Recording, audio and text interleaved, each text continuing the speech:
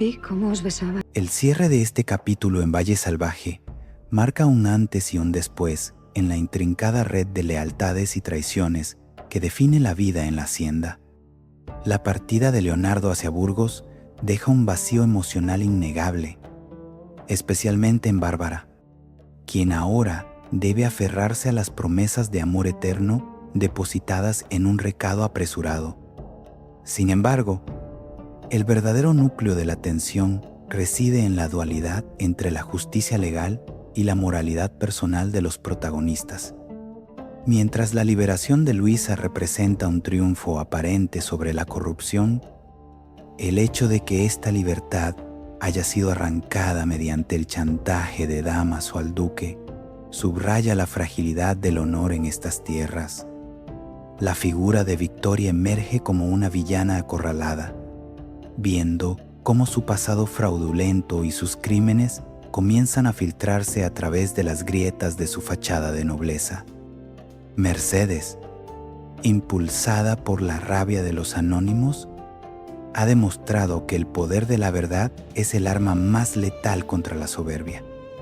No obstante, la sombra del suicidio de Luisa proyecta una oscuridad que ninguna orden judicial puede disipar fácilmente, recordándonos que el daño psicológico a menudo viaja más rápido que el perdón.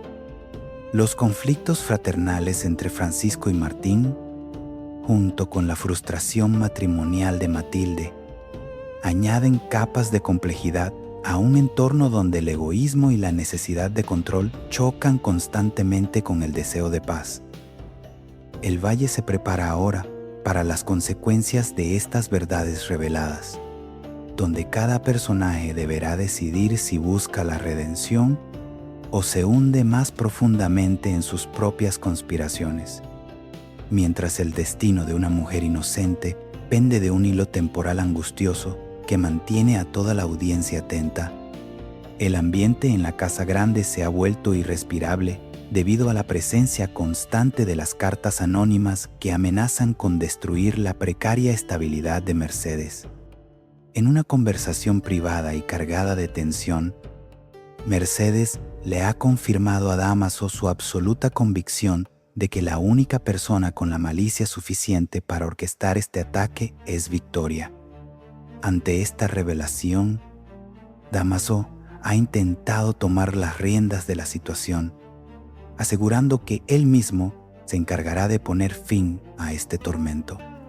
Pero la paciencia de Mercedes se ha agotado por completo ante el acoso recibido, impulsada por una rabia contenida y el deseo irrefrenable de decirle 4 frescas a su enemiga.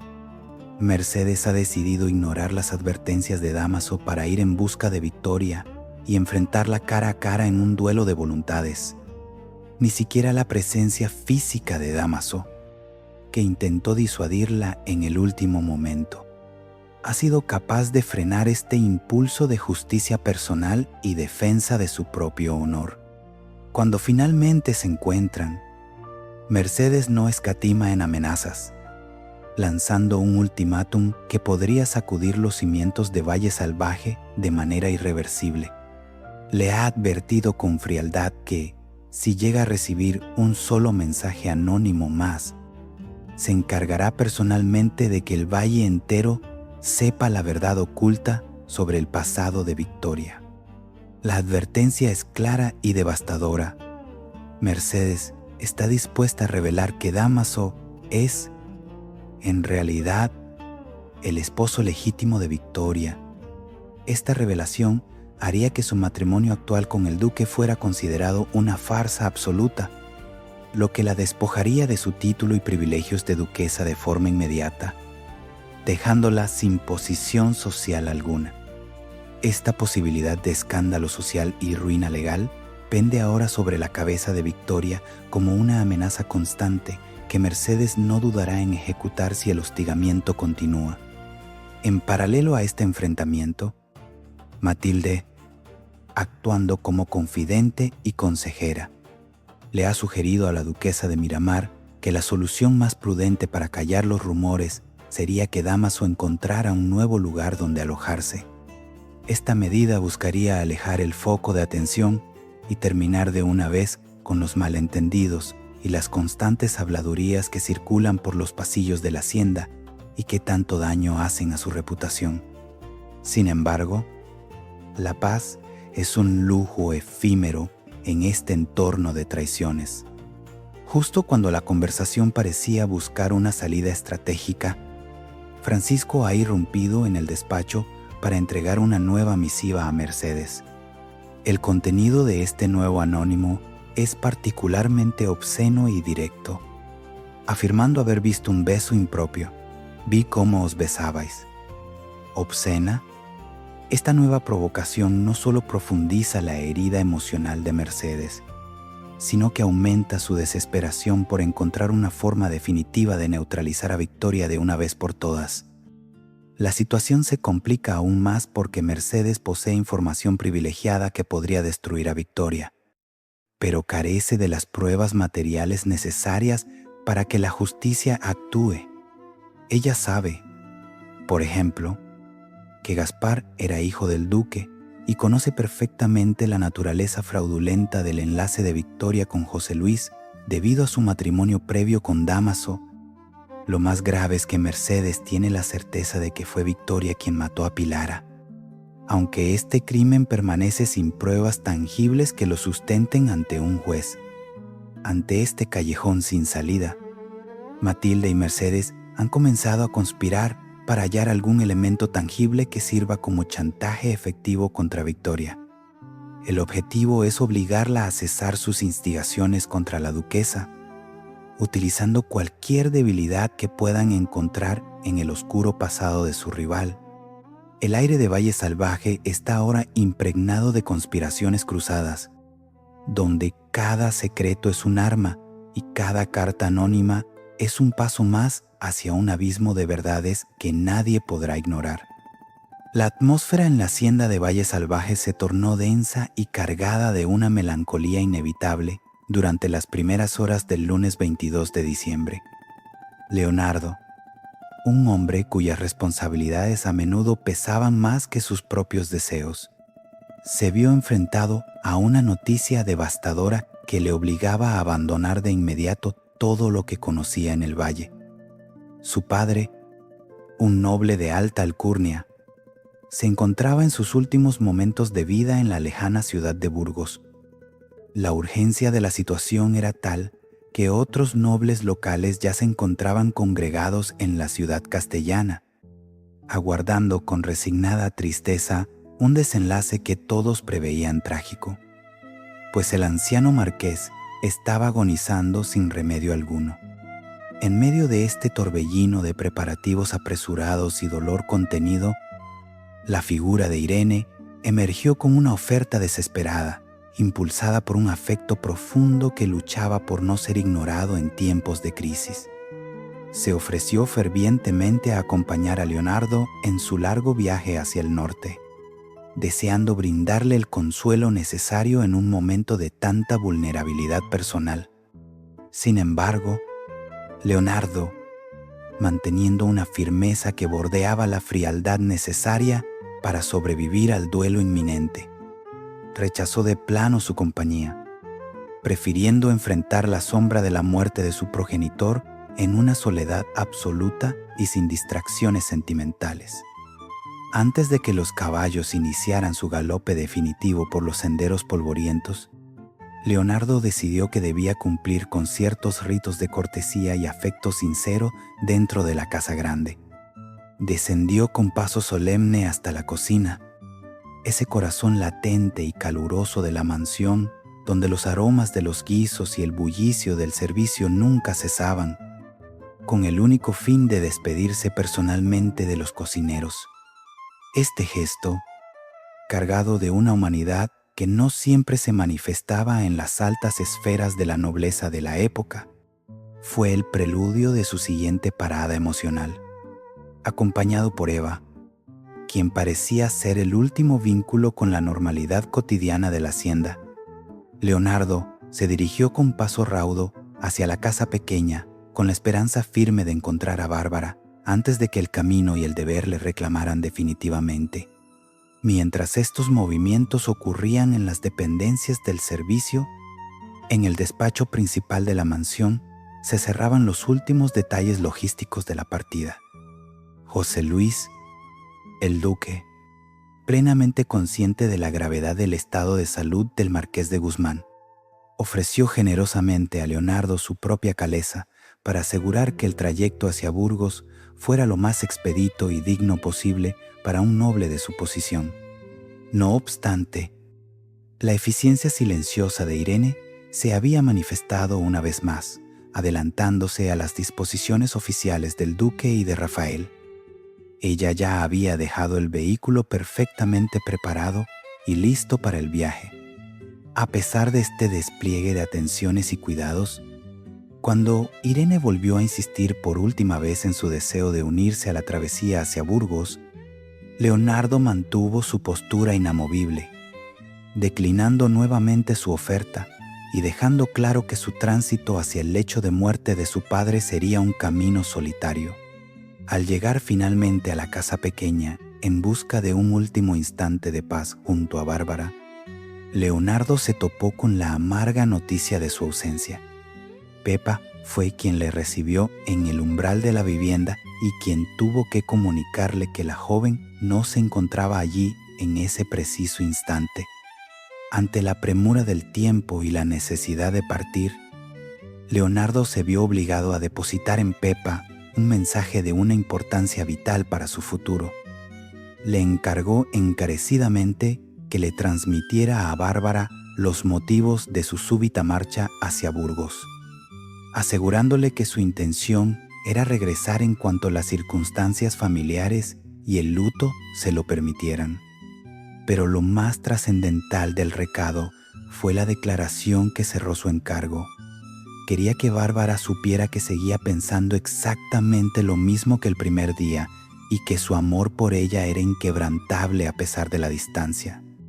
Al escuchar estas sentidas palabras, el rostro de Pepa se iluminó con una expresión de felicidad tan pura y bonita que pareció disipar por un momento la pesada tristeza que rodeaba la partida. Más tarde, cuando Bárbara regresó finalmente a la casa, Pepa le relató cada detalle de la visita, confirmando que Leonardo se había marchado, pero dejando tras de sí palabras hermosas que servirían de ancla emocional durante su ausencia. Mientras Leonardo se aleja del valle buscando un último adiós para su padre, la situación de Luisa en las mazmorras se torna cada vez más desesperante y sombría. La cocinera parece haber abandonado cualquier pretensión de lucha por su libertad, sumida en un pozo de desesperanza que la consume día tras día. En las altas esferas de la hacienda, los hilos de la manipulación se mueven con una frialdad quirúrgica para asegurar que el silencio se imponga definitivamente. José Luis, el duque, ha emprendido una estrategia psicológica perversa para quebrar la voluntad y la fe de su propio hijo. Alejo, con una falsedad calculada y un tono de aparente preocupación paternal, José Luis le ha hecho creer al joven que ha mantenido conversaciones directas y discretas con el secretario del juez encargado del caso. Según el relato cuidadosamente elaborado por el duque, las noticias que llegan desde el juzgado son devastadoras. No existe ninguna esperanza real de que Luisa pueda salvarse de su destino legal, y las posibilidades de libertad son prácticamente nulas, especialmente si ella decidiera cambiar su testimonio para inculpar directamente a Tomás. Esta mentira no es un hecho aislado o un error de juicio, sino parte de un plan mayor y macabro orquestado en las sombras junto a Victoria. Ambos se han reunido para pactar que deben estar preparados para actuar cuando finalmente suceda lo inevitable. En este reparto estratégico de roles, el duque se ha encargado personalmente de controlar y desmoralizar a Alejo, mientras que Victoria ha asumido la tarea de gestionar y vigilar a Adriana, asegurando que nadie interfiera en el trágico destino que han trazado meticulosamente para la prisionera. La realidad detrás de los muros de piedra de la cárcel es mucho más cruel de lo que Alejo es capaz de imaginar en su inocencia. Como bien sospecha Dámaso más adelante, José Luis no tiene la menor intención de mover ni un solo dedo para salvar a la cocinera de su encierro. De hecho, el romance secreto y apasionado que mantenían Luisa y Alejo fue el verdadero detonante para que ella terminara tras las rejas. El plan subyacente del duque siempre fue dejarla languidecer y morir en prisión para deshacerse de una vez por todas de una presencia que consideraba una mancha intolerable para el linaje y el honor de su familia. Mientras tanto, ajena a estas oscuras conspiraciones de poder, Adriana decide acudir a la prisión para visitar a Luisa en sus precarias condiciones. Durante este desgarrador encuentro, Adriana experimenta un pálpito inquietante que le hiela la sangre y le nubla el pensamiento. Tiene la absoluta certeza de que Luisa ha estado mintiendo sistemáticamente en sus declaraciones. Lo que resulta más aterrador, siente que la mujer no tiene la más mínima intención de luchar por recuperar su libertad ni su vida fuera de esos muros. El comportamiento reciente de Luisa no hace más que reforzar este presentimiento de muerte inminente.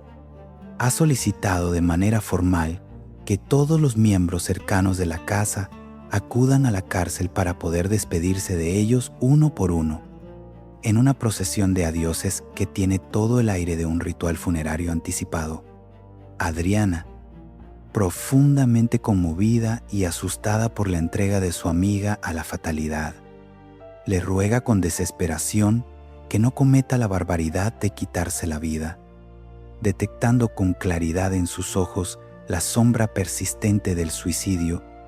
Sin embargo, la respuesta de Luisa es una despedida definitiva y cargada de una tristeza infinita que no admite réplica, con la resignación de quien ya no se siente parte de este mundo material.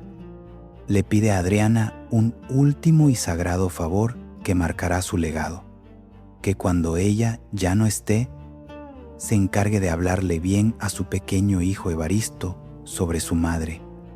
Este testamento emocional deja a Adriana sumida en la impotencia, viendo cómo el tiempo de Luisa se agota irremediablemente mientras los poderosos aguardan el final.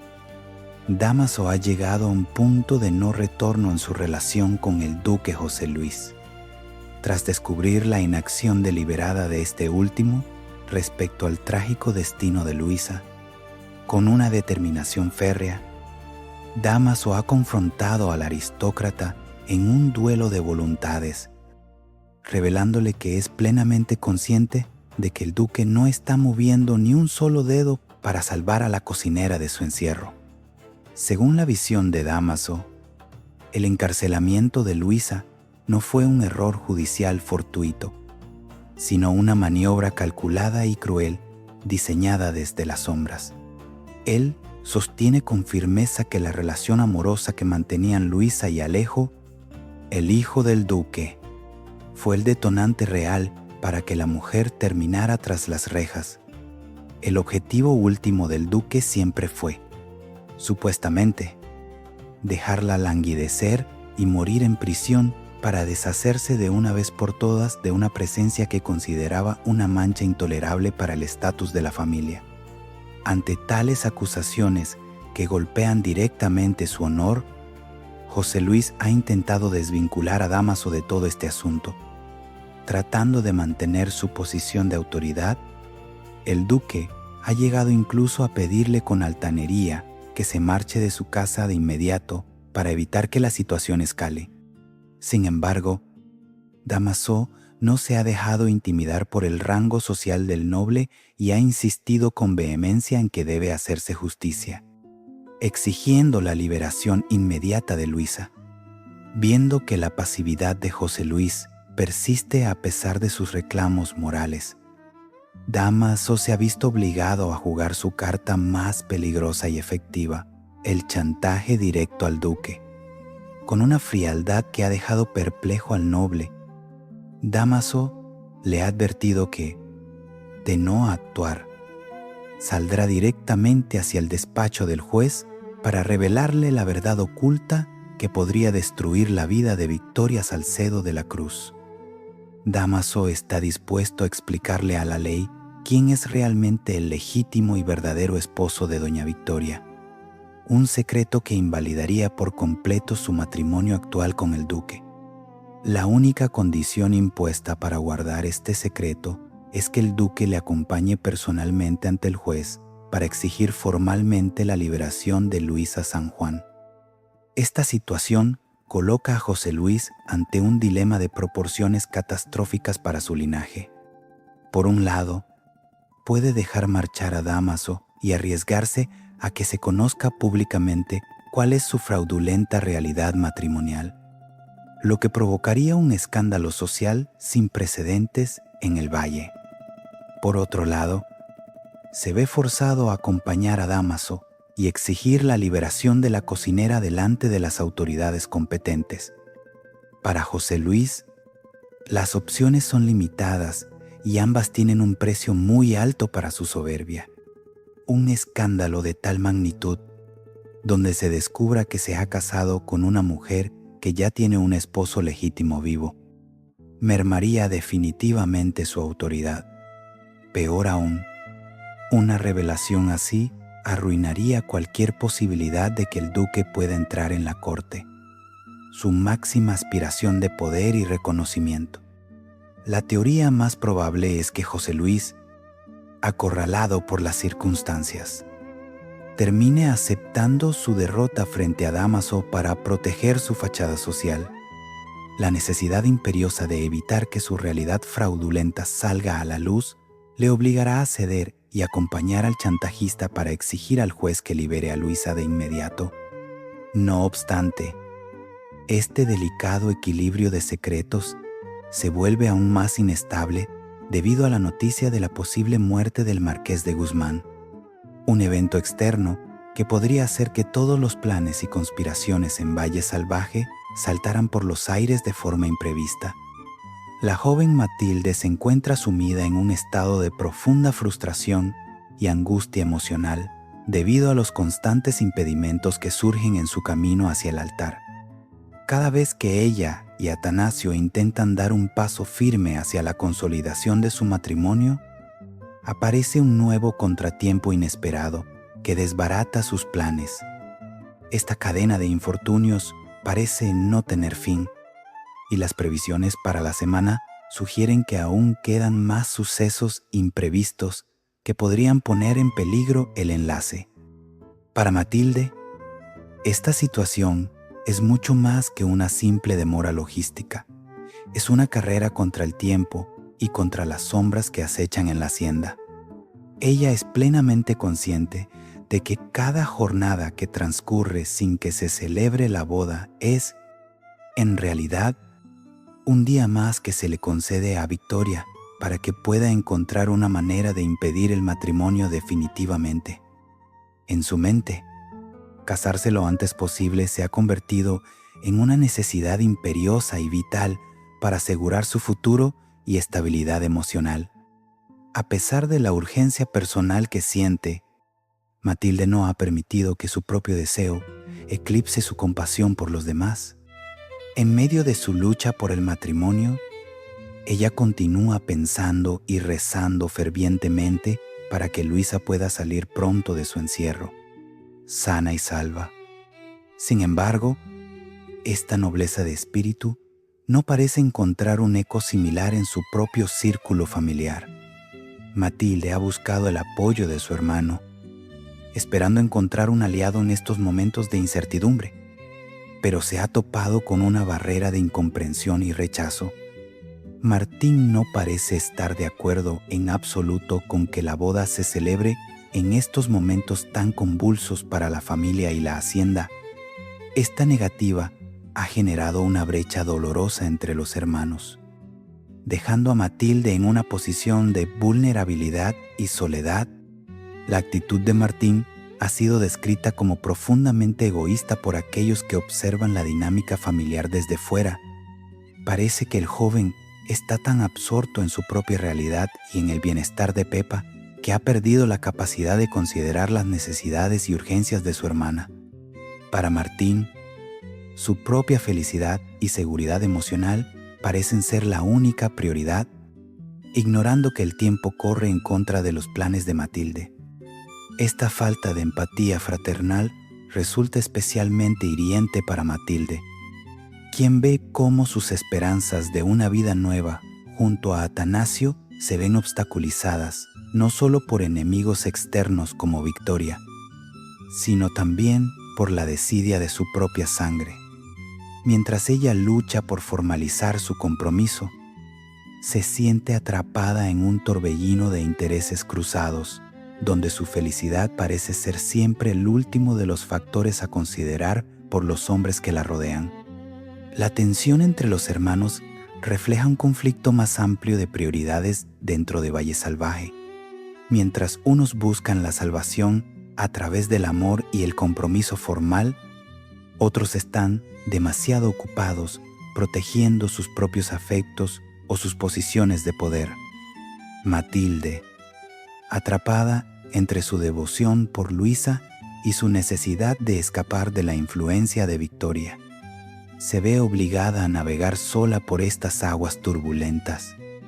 La urgencia de su situación matrimonial se entrelaza con el destino de los demás personajes, creando un clima de incertidumbre donde cualquier paso en falso podría significar la ruina definitiva de sus aspiraciones. En este escenario, la boda con Atanasio no es solo un acto de amor, sino su única tabla de salvación frente a las maquinaciones de una duquesa que no descansará hasta verla sometida. En los corredores de Valle Salvaje, la tensión entre Francisco y Martín ha dejado de ser un murmullo sordo para convertirse en un enfrentamiento abierto y cargado de resentimientos cruzados. Lo que comenzó como una serie de desacuerdos profesionales ha derivado en una rivalidad personal que amenaza la paz de la hacienda. Francisco, haciendo uso de su autoridad y posición, ha decidido trazar un plan para alejar a su medio hermano de la presencia de Pepa, cuya cercanía parece incomodarle profundamente. Recientemente, Francisco le ha preguntado a su medio hermano si le ocurre algo, y aunque Martín ha confirmado que sí, se ha negado rotundamente a contarle nada, lo que aumenta la brecha de desconfianza entre ambos. Esta falta de transparencia ha alimentado la suspicacia de Francisco, quien ha optado por utilizar el trabajo como una herramienta de control jerárquico y distanciamiento emocional. Bajo el pretexto de las necesidades de mantenimiento de la finca, Francisco le ha ordenado a Martín que se encargue personalmente de la limpieza de la capilla. Esta tarea, de carácter servil y laborioso, ha sido asignada con una intención oculta muy clara para cualquier observador atento de las dinámicas de poder en la Casa Grande. Francisco no busca simplemente el aseo del lugar sagrado, sino que su verdadero objetivo es mantener a Martín ocupado durante un tiempo prolongado en un lugar apartado de la vivienda principal. Al asignarle este trabajo específico, Francisco cree haber despejado el camino para tener vía libre y poder acudir a ver a Pepa sin la vigilancia o la interrupción constante de su hermano. Es una maniobra de distracción clásica, donde la autoridad jerárquica se pone al servicio de intereses sentimentales y celos que apenas se logran disimular en el día a día. Sin embargo, Martín no es un hombre fácil de engañar y su instinto le ha advertido de que algo extraño se oculta tras la repentina orden de su hermano. Aunque inicialmente parece aceptar la tarea en la capilla, sus sospechas sobre las verdaderas motivaciones de Francisco no han dejado de crecer en su interior. Martín se huele perfectamente que el encargo es solo una estratagema para que Francisco pueda visitar a Pepa a solas en la cocina de la casa pequeña. Motivado por este presentimiento y por un sentimiento de protección hacia la mujer, Martín decide no quedarse confinado en la capilla realizando la limpieza y se dirige rápidamente hacia la cocina de la vivienda pequeña. Su llegada no es fruto de la casualidad o de un descanso en su labor, sino un acto deliberado de confrontación para desenmascarar las intenciones de Francisco. El encuentro inevitable se produce precisamente en la cocina, el corazón del hogar donde Pepa desarrolla sus labores diarias. Los dos hombres se encuentran cara a cara, rompiendo la fachada de normalidad que Francisco intentaba mantener mientras buscaba la cercanía de la mujer. La sorpresa de Francisco al descubrir a Martín allí, cuando teóricamente debería estar ocupado limpiando la capilla por orden suya, es el detonante de un agrio rifirrafe entre ambos que marca un punto de no retorno en su relación. En este espacio reducido, las palabras vuelan cargadas de reproches implícitos y la atmósfera se vuelve eléctrica ante la mirada atónita de Pepa. Este enfrentamiento no solo pone de manifiesto la competencia por el afecto y la atención de la joven, sino que también revela las profundas y antiguas diferencias de carácter que separan a los dos hermanos. Mientras Francisco intenta imponer su voluntad mediante órdenes de trabajo y jerarquía, Martín responde con una presencia física y emocional desafiante que se niega a ser apartada de aquello que considera importante en su vida en Valle Salvaje.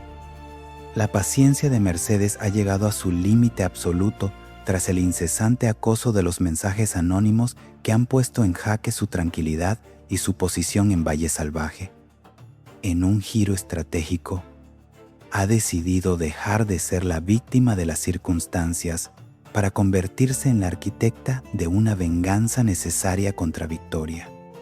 Para llevar a cabo este plan, Mercedes ha encontrado en Matilde una aliada fundamental. Ambas mujeres han comenzado a colaborar estrechamente, buscando desesperadamente cualquier prueba tangible o elemento de peso que puedan utilizar para chantajear a Victoria y obligarla, de una vez por todas, a que cese de instigar a la duquesa de Miramar. Mercedes posee un conocimiento profundo y peligroso sobre los secretos más oscuros de su rival. Sabe perfectamente que Gaspar era en realidad hijo del duque. Tiene la certeza de que Dámaso es el esposo legítimo de Victoria, lo que convierte su matrimonio actual en un fraude de ley, e incluso está convencida de que fue ella quien acabó con la vida de Pilara. Sin embargo, el gran obstáculo al que se enfrentan es la total ausencia de pruebas materiales que respalden tales acusaciones ante la justicia. Ante la desesperación de no encontrar documentos o testimonios que incriminen a su enemiga de forma legal, Mercedes ha decidido jugar su carta más arriesgada. En una conversación cargada de determinación, ha informado a Dámaso de su intención firme de hacer realidad su amenaza anterior. Se presentará ante el juez para relatar la verdad sobre el matrimonio de José Luis y Victoria, denunciando que dicho enlace es ilegal debido a la existencia de Dámaso como el verdadero y legítimo esposo. Esta decisión parece encajar perfectamente con los intereses de Dámaso, quien probablemente ha estado esperando que la verdad saliera a la luz sin necesidad de mancharse él mismo las manos directamente en el proceso. No obstante, antes de llegar a los tribunales, Mercedes y Dámaso han optado por una medida de presión inmediata y mucho más personal, una encerrona cuidadosamente planeada para confrontar a Victoria en un terreno neutral y alejado de las miradas indiscretas de la Casa Grande. El escenario elegido para esta emboscada psicológica ha sido el granero, un lugar donde el aislamiento permite que las verdades más crudas salgan a flote sin interrupciones. Mercedes y Dámaso han procedido a ejecutar la encerrona con una precisión quirúrgica, citando o atrayendo a Victoria hasta allí para exigirle frontalmente que detenga de inmediato el envío de cartas anónimas a Mercedes. Cuando Victoria se ha visto rodeada y confrontada de esta manera, su reacción ha sido de una perplejidad absoluta. La imagen de la duquesa, siempre tan controlada y manipuladora, viéndose ahora acorralada por su propio esposo legítimo y por la mujer a la que pretendía destruir, marcará un punto de inflexión en las dinámicas de poder del valle. La cara de asombro de Victoria ante esta maniobra inesperada demuestra que, por primera vez, ha perdido el control del tablero de juego. En ese granero, rodeados por el silencio del campo, Mercedes ha dejado claro que no retrocederá y que está dispuesta a incendiar la reputación de todos con tal de proteger su propia dignidad.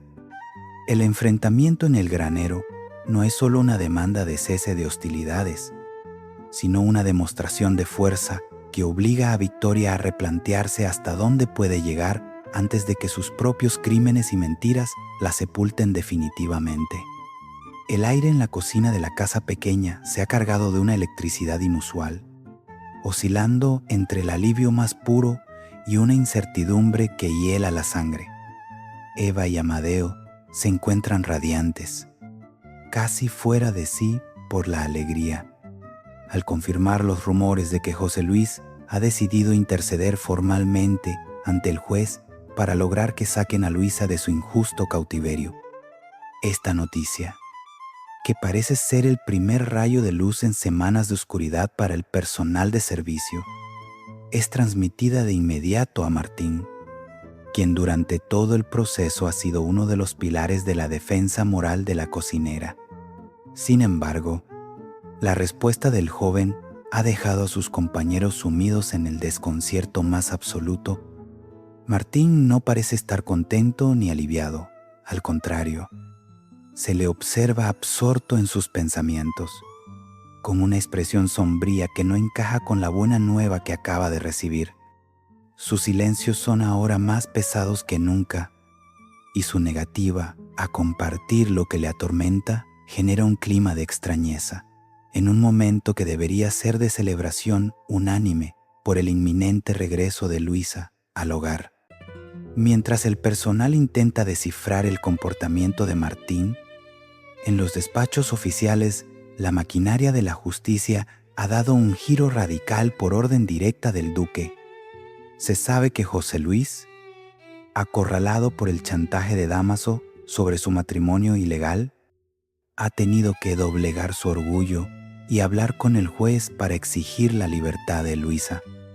El magistrado, ante la insistencia del noble, ha decidido finalmente liberar a la cocinera de su prisión, un hecho que marca el clímax de este intenso episodio. Pero no todas las noticias que llegan son motivo de festejo, pues el capítulo concluye con una revelación que pone en peligro el éxito de esta liberación. Adriana se encuentra en un estado de pánico y urgencia extrema, consciente de que cada segundo que pasa es vital para la supervivencia de su amiga. Ella sabe que Luisa, en su desesperación, ha planeado quitarse la vida y teme que la mujer haga efectivo este plan de muerte antes de que la noticia de su libertad pueda serle comunicada formalmente en su celda. La posibilidad de que Luisa cometa una barbaridad irreversible justo cuando la libertad está a su alcance ha sumido a Adriana en una carrera frenética para llegar a tiempo. La esperanza de que la noticia de que es libre llegue antes de que Luisa decida abandonar este mundo es ahora el único pensamiento que domina a quienes realmente la aprecian, dejando el destino de la cocinera pendiente de un hilo temporal angustioso y lleno de incertidumbre para el próximo día.